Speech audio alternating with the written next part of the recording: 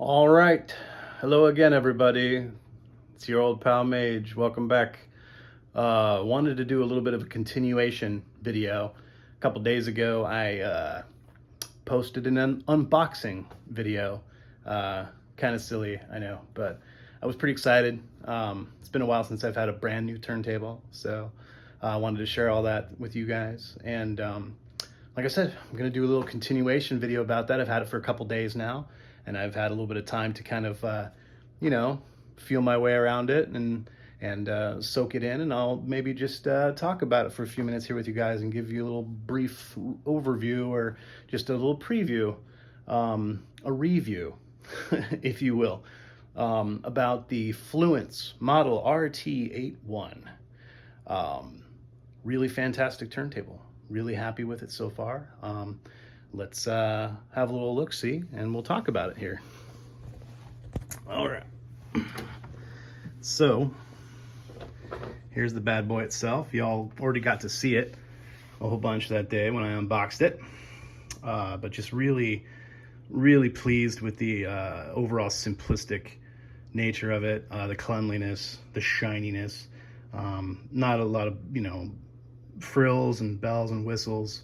I like things over time. I've grown simple and in my nature, and I like things on my exterior and periphery to reflect that.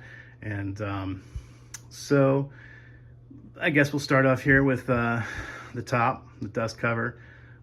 Really beautiful, mildly smoky finish. I like that, but still clean and fully transparent. First little bit of beef, those clips that go onto the back with the hinges, they weren't marked front or back. The hinges look a little bit strange. They obviously don't operate like standard like door hinges. They don't look like it either. They're not like a typical barrel hinge. They're loaded with like a little pin spring, so it'll stay up and then slightly spring down and stay closed.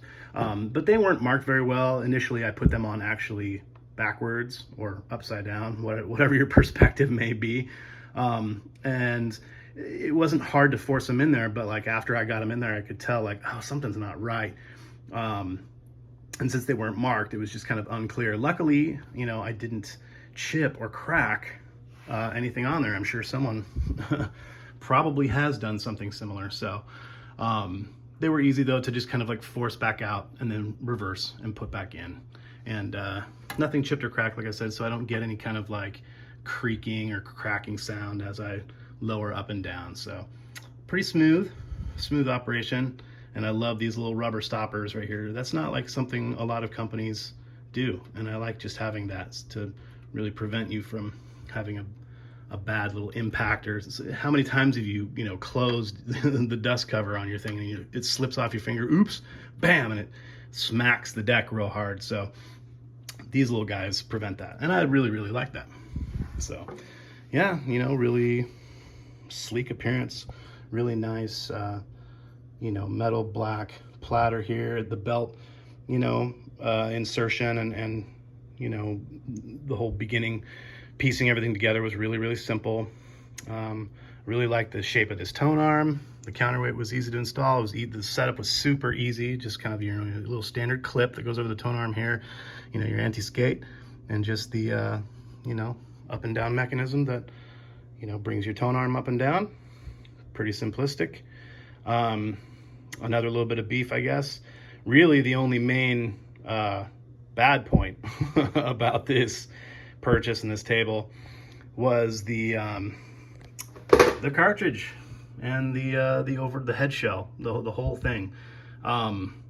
I explained why I opted to not get any upgrades, because I already have a really sweet cartridge, but I left this one on here installed so we could just talk about it. So if anybody decides to get this model, this Fluance RT81, definitely, if you have the extra money, definitely do the upgrades. The RT, 82, 83, 84. I think I know they do the red 2M Ortofon and the blue. Definitely at least upgrade to the red if you have the money for it. It's only like probably $100 extra. You got to do it. This thing is a chintzy piece of shit. Pretty awful. the moment I pulled off the little guard, you know, that protects, you know, the tip of the needle and the cantilever and everything, like I pulled, you know, you carefully pull that little thing off and the entire stylus came off, and like the contact points are super shitty, you know, the leads are super shitty. The head shell itself is really super cheap, shitty, lightweight plastic. It makes it just sound awful. You know, I don't want to go as far as to say it makes it sound awful, but for the, like I said, the $250 experience, you know, that's probably going to please some people.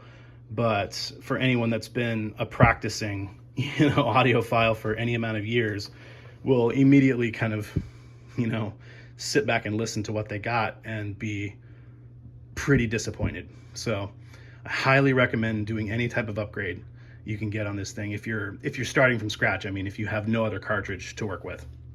So yeah, definitely do the upgrade.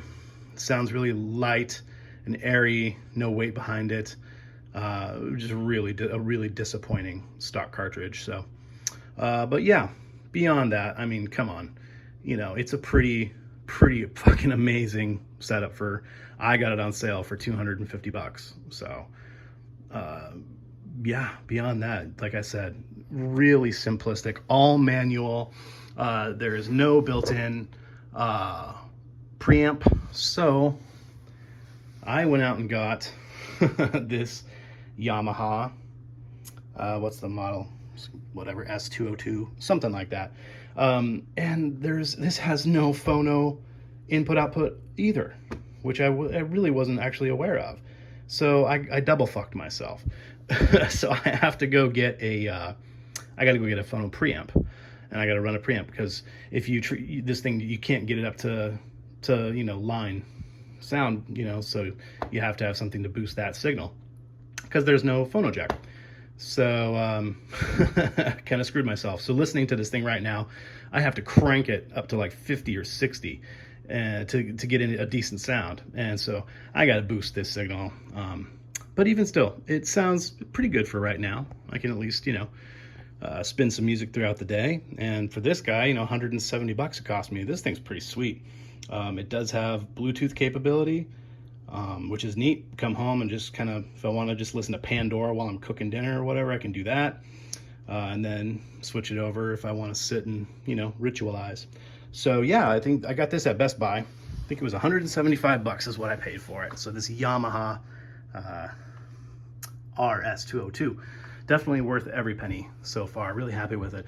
Since we're right here at this level, another thing that really impresses me about this turntable, this Fluance, look at these feet. These shock absorbing feet are they're just superb. I was listening to a soft ambient record, and I was cleaning my house today, and I was like sweeping right here, and I totally whacked this little cabinet with my broom pretty hard. And it didn't even as light and shitty and plasticky as that thing is, it didn't even budge, not even a little in the mix. So I was pretty impressed, and it all was just kind of happenstance. I didn't try to do it, you know, it happened, and I was just like, oh no, you know, you expect the needle to just go and just do a deep dive all the way across, you know, the face of your vinyl, and it didn't even budge. And I was like, fuck yeah, these things are legit. They're like a solid, like, you know, ½ inch of just like fucking super spongy rubber. They work amazing. So real happy with that. But yeah, that's my new setup for now. Very simplistic, very, very affordable. And like I said, I've gone through the gamut of fucking vintage gear, man. And I can't do it anymore. I'm just so sick of constantly battling. And I'm just going to go with something that's just affordable and boring. You know, look at how fucking stupid looking and boring that thing is. But whatever. Sometimes you just got to go with something that is, you know, reliable. And this is going to be the setup for reliability for a while. And all in all, I mean, maybe I'll do another quick video for you when I get the preamp for it. But as of now, you know, I really can't complain. It's a pretty sweet little setup. And you know, operating through these SP3000 Sansuis, it's a pretty fun little setup.